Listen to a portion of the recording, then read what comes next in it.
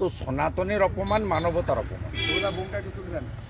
জটা কেটেছে, গলায় ঘাড়ে কোপ মেরেছে, এ লজ্জা রাখার জায়গা নেই। এখানে তো মুনি ঋষি সন্তদের ভূমি পশ্চিমবঙ্গ। এখান থেকে স্বামী বিবেকানন্দ তো গেরুয়া বসন পরে পৃথিবীতে ভারতের স্থান সুউচ্চে তুলেছিলেন। এখানেই তো শ্রী চৈতন্য দেবের ভূমি, এই মাটি। এই মাটি থেকেই তো স্বামী প্রণবানন্দ সৃষ্টি হয়েছে। এই মাটি সন্ত সমাজের মাটি। সবাই রাজনীতির ঊর্ধ্বে উঠে সন্ত সমাজকে সম্মান করে, শ্রদ্ধা করে। তার জটা কাটা হয়েছে, গলায় কোপ দেওয়া হয়েছে।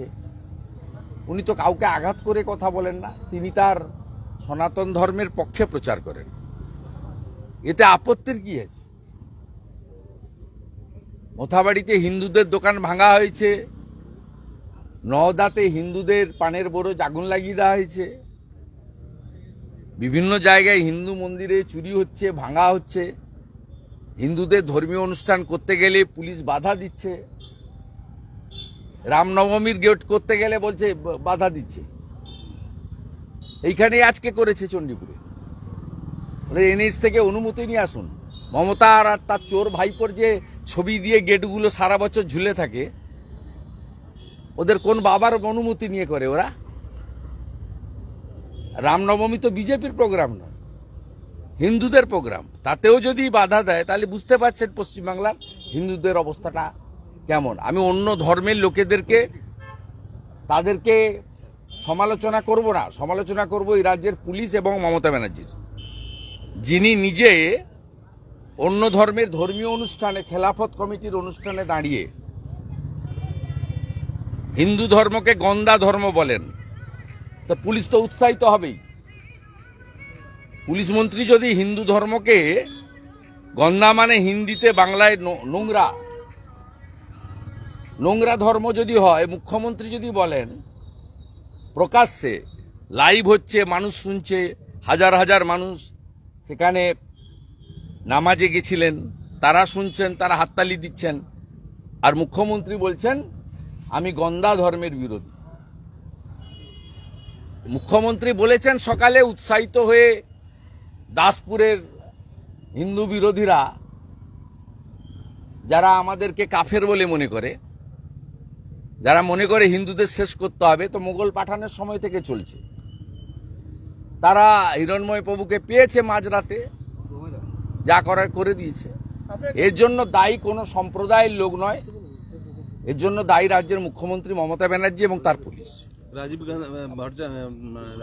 ফালতু লোকের কথা বলবেন না তো আমার সামনে।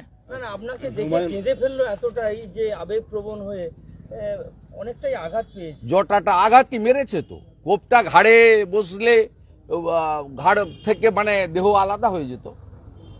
হালকা ঘোপ লেগেছে, হাতে লেগেছে, ঘাড়ে ঘোপ তো আছেই, উপর দিয়ে লেগেছে। বিশেষ করে দেখুন জটা কেটে নিয়েছে। এ তো আমি মানে নতুন করে দেখলাম। প্রত্যেকের ধর্মের নিজের নিজের একটা সম্মান রয়েছে, প্রত্যেক ধর্মের একটা নিজস্ব সম্মান রয়েছে, রীতিনীতি রয়েছে। এখানে এইভাবে পশ্চিমবাংলার মাটি, যেখানে মুনি ঋষি সন্তদেরকে লোক সম্মান করে, যেখানে তিনটি আন্তর্জাতিক সংগঠন, সনাতনী সংগঠনের, মানবতাবাদী সংগঠনের হেডকোয়ার্টার, রামকৃষ্ণ মঠ ও মিশন স্বামী বিবেকানন্দ প্রতিষ্ঠা করেছিলেন, তার আন্তর্জাতিক হেডকোয়ার্টার হচ্ছে বেলুড় মঠ। স্বামী প্রণবানন্দ ভারত সেবাশ্রম সংঘ সৃষ্টি করেছিলেন, তার আন্তর্জাতিক হেডকোয়ার্টার হচ্ছে বালিগঞ্জ। শ্রীলা প্রভুপদ শ্রী চৈতন্য দেবের আদর্শে ইসকনের প্রতিষ্ঠা করেছিলেন, তার আন্তর্জাতিক হেডকোয়ার্টার হচ্ছে মায়াপুর।